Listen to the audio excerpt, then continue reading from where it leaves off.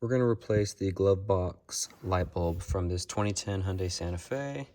Pop open the glove box, remove these sort of rubber stoppers.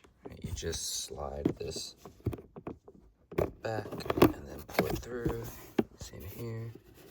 Slide it back. Pull it through. Okay. Now this is gonna lower, giving you better access. I went ahead and got a head start here. You're just gonna use a little plastic trim to pry from the right hand side. You sort of get in there and then underneath this lip and pry it downwards, right? And now you have access to the full bulb.